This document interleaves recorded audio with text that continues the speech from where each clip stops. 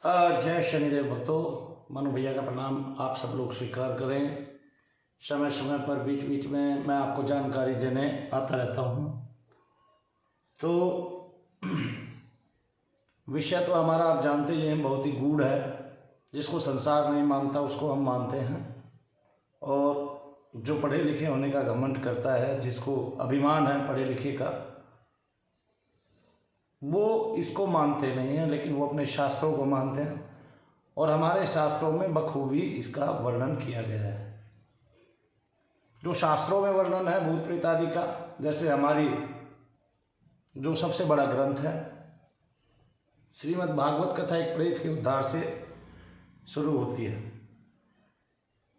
हरिवंश पुराण में भगवान कृष्ण ने ज्वर नाम के एक राक्षस को धराशायी किया था, और ज्वर नाम के राक्षस ने भगवान से वरदान मांगा कि मेरा किसी न किसी रूप में अस्तित्व रहे। और वह अस्तित्व आज कोरोना के रूप में नज़र आ रहा है। और समय समय पर जब हम लोग कुपथ्य जन्य ये रोग है, और ये प्रारब्ध से नहीं होता है। जब हम प्रकृति के साथ छेड़छाड़ कर रहे हैं, उसमें इस रोग ने जन्म लिया है।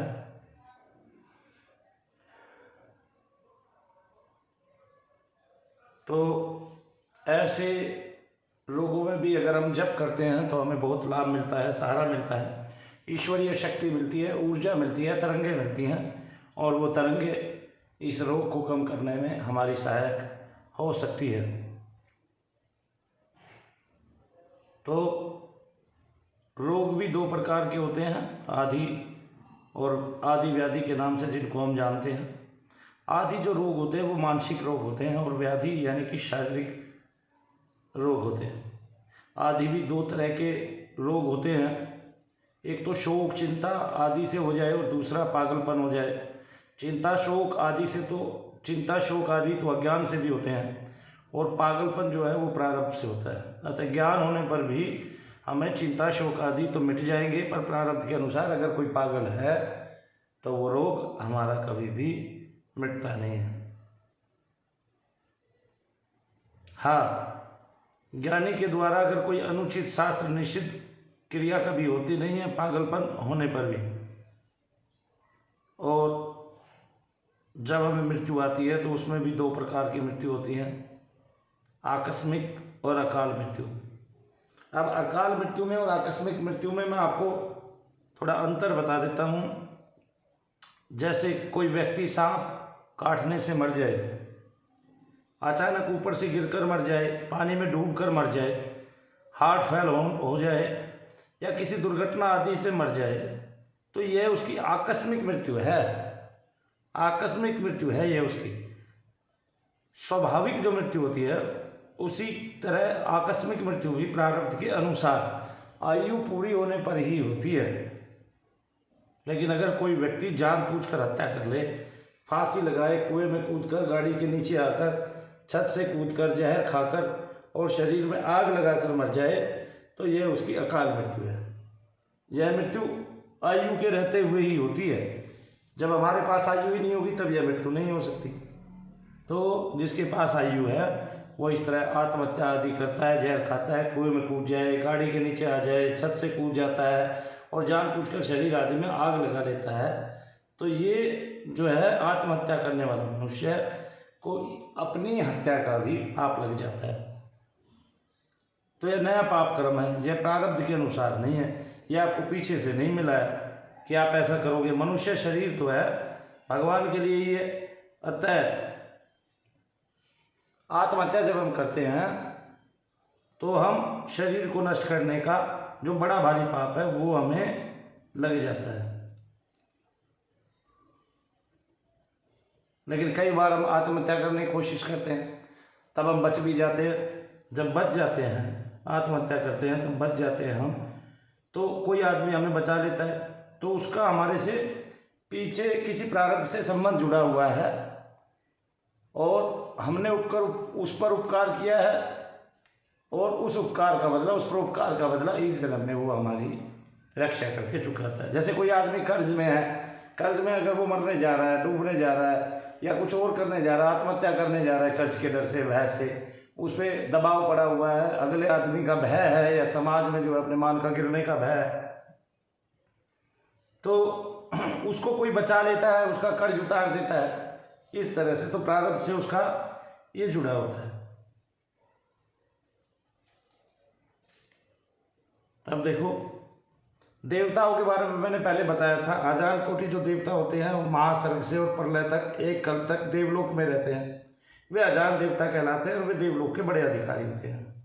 ये सब नवग्रह आदि है ना, ब्रह्मा विष्णु महेश आदि, ठीक है, ये सब देवता है, ठीक है। इनमें हम कई देवताओं को अधिष्ठात्र देवता मानते हैं, जिनके अंतर्गत समस्त पृथ्वी लोक आता है और इसका संचालन आता है। जैसे ब्रह्मा विष्णु महेश, और ये ईश्वर कोटि के देवता होते हैं इनको।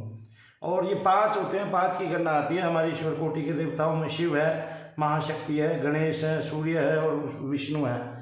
जो शिव को पूजते हैं उनको शैव बोलते हैं, जो गणेश जी को पूजते हैं उनको गणपत्य बोलते हैं, और जो शक्ति को पूजते हैं उनको शाक्त बोलते हैं, और जो भगवान सूर्य को पूजते हैं उनको शोर बोलते हैं, और जो भगवान विष्णु को पूजते हैं उसको वैष्णव बोलते हैं।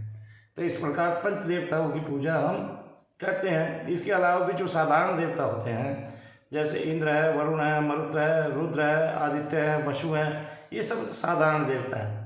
और मर्त्य देवता जो होते हैं वो मृत्यु लोक में यज्ञ आदि करके स्वर्ग आदि लोकों को जो प्राप्त करते हैं वे मनुष्य ही होते हैं पहले, बाद में वे मर्त्य देवता कहलाते हैं। और अपने पुण्यों के बल पर यहाँ आते रहते हैं, पर फिर पुण्य क्षीण होने पर फिर से मृत्यु लोक में लौट जाते हैं। इसी प्रकार जब अजान देवता मैंने आपको बताए जो हमेशा ही रहते हैं, इसी प्रकार जो है अधिष्ठात्र देवता होते हैं जो सृष्टि की प्रत्येक वस्तु का संचालन करते हैं और अपने अधीन रखते हैं। और उनके अधीन खाली यही चीज़ें नहीं आती हैं, उनके अधीन तो सब कुछ आता है। जैसे नक्षत्र है, तिथि है, वार है, महीना है, वर्ष है, युग है, चंद्रमा, सूर्य, समुद्र, पृथ्वी, जल, वायु, तेज, आकाश, शरीर, इंद्रियां, मन, बुद्धि आदि जो है सृष्टि की मुख्य मुख्य वस्तुओं के अधिष्ठात्र देवता आजान देवता बनते हैं। और कुआ, वृक्ष आदि साधारण वस्तुओं के जो अधिष्ठात्र देवता होते हैं वे मृत्यु देवता होते हैं। यानी कि अधिष्ठात्र तो देवता होते ही हैं। अब वो अधिष्ठात्र किसका करते हैं, एक तो सब चीज़ों का संचालन करते हैं, वो तो बड़े देवता होते हैं, अधिष्ठात्र देवता होते हैं, उनसे ही पूरी सृष्टि का निर्माण होता है और वही पूरी सृष्टि का संचालन करते हैं, वही सब जीवों की सुरक्षा करते हैं। लेकिन जो मृत्यु लोक में आकर जीव जो है जब अच्छे कर्म करता है तो उसको मृत्य देवता की इस तत्व की प्राप्ति होती है और वो पृथ्वी लोक पर बार बार अपने पुण्य कर्मों से आते रहते हैं। और जीवों के जो अधिष्ठात्र देवता हैं वो तो भगवान ब्रह्मा जी जो है सृष्टि रचना का अधिकार जिन्होंने लिया हुआ है वो बनाए गए हैं और नियम के अनुसार वे बार बार स्वतः ही बनते रहते हैं और किसी न किसी पद पर नियुक्त रहते हैं। और जो पुण्यों के फलस्वरूप जीव अधिष्ठात्र बनते हैं उनको विषय में सीमित अधिकार मिलता है। अब ये अधिष्ठात्र देवता क्या काम करते हैं, ये हमारी सब वस्तुओं की रक्षा करते हैं। कुएं का अधिष्ठात्र देवता अलग होता है, कुआं चलाने के पहले उनका पूजन किया जाता है। इस तरह से वनों का देवता अलग होता है तो उसको वन देवता बोलते हैं, वो वन का पूरा अधिष्ठात्र देवता है। जब आप वन में जाते हैं कोई छेड़छाड़ करते हैं, अगर आप वन में घुसने से पहले वन देवता की जो आराधना कर लें, मानसिक उनसे जो है ना क्षमा प्रार्थना कर लें तो आप वन में ऐसे ही विचरण कर सकते हैं। तो आपके बहुत सारे भय कम हो जाते हैं, उस देवता की आप पर कृपा हो जाती है और उस देवता से अगर आपको तरंगें मिल जाती हैं तो आप उस वन से सकुशल मात्रा में वापस लौटते हैं और कुछ ना कुछ फल आदि आप प्राप्त करके लौटते हैं। तो जैसे लोग पहले जंगल में जाते थे, जंगल में जाकर शौच करके आते थे, तो एक कहावत पहले आती थी, उत्तम भूमि मध्यम काया, उठो देव मैं जंगल आया, ऐसा बोलकर सोच जाते थे लोग। तो वहाँ पे जो भूत प्रेत रहने वाले देवता होते हैं या भूत प्रेत होते हैं वो हमारा कभी भी अनिष्ट नहीं कर सकते थे। इस तरह से ये जो है ना कहावत सिद्ध है। और मैं आपको बता देता हूँ भूत प्रेत पिशाच योनि भी ये भी देव योनि में आती हैं, लेकिन इनकी योनि के नाम अलग हैं।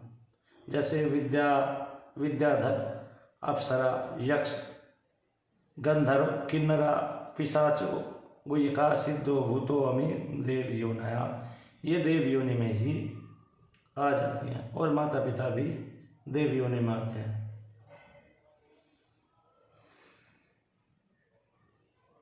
देवताओं को भी रोग होते हैं और उनका इलाज तो अश्वनी कुमार करते हैं, वो देवताओं के वैद्य हैं जो अश्वनी कुमार है। अब देवताओं का शरीर जो होता है वो भौतिक होता है और भगवान का जो अवतारी शरीर होता है वो चिन्मय होता है। भगवान जो होते हैं वो सच्चित आनंद में होते हैं, नित्य रहने वाले होते हैं, अलौकिक होते हैं और अनंत दिव्य होते हैं। और देवता जो है वो भगवान के देखने के लिए, भगवान को देखने के लिए भी ललायित रहते हैं। और देवलोक और फिर भगवान के लोक में दिन और रात्रि जैसा अंतर होता है, यानी कि जो देवलोक होता है वो क्षय होने वाला होता है, लेकिन भगवान का लोक अक्षय होता है, वो धाम अक्षय होता है, वो अवधि रहित होता है और भगवत कृपा साध्य है। और भगवत की कृपा जिस पे होती है, भगवान की कृपा होती है, वो ही उसको देख पाता है। मैं बीच बीच में आपको ये सारी बातें बताता हूँ। जैसे प्रेत जब मरता है तो वो 2 साल से पहले अगर मर गया, 3 साल का मर गया, जब तक उसने बोलना नहीं सीखा है तो वो जिस आयु का मरता है उसी आयु में रहता है। अब वो प्रेत योनि में अगर 50 साल रहे तो वो 2 साल का ही रहेगा, वो बोलना नहीं सीखेगा। वो जैसे आजकल मैं वीडियो देख रहा हूँ, एक महामूर्ख व्यक्ति जो है वो लोगों को मूर्ख बनाता रहता है और वो बता रहा है कि जो प्रेत है वो 2 साल का था और अब जो है वो 50 साल का हो गया है। और 50 साल का होने के बाद वो जो है अपनी जो है भाई की पत्नी से जो है बलात्कार करता है। कैसी कैसी बातें लोगों ने फैलाई हुई है। एक बार मैं कहीं जाता था, वहाँ बताया कि एक कमरे में जो है क्या कहते हैं एक प्रेत रहता है अपनी पत्नी के साथ, और उनके पहले जब वो आपके घर में घुसा था तब उनके कुछ नहीं था और अब उसके 2 बच्चे हो गए। भाई सुनकर भी हंसी आती है।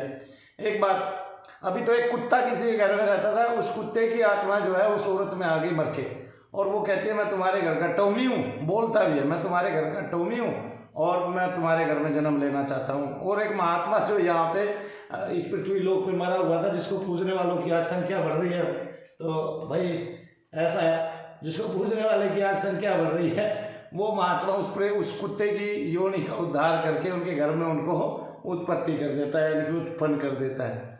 मतलब अभी उत्पन्न हुआ नहीं है, लेकिन टाइटल भी ऐसे ऐसे डालते हैं ना, लोग हंसी आती है। तो बहुत सारे लोग यूट्यूब पे बैठे हुए हैं, ठीक है, हम जो करते हैं वो करके दिखाते हैं, कहते ही नहीं है, करके भी तो दिखाते हैं।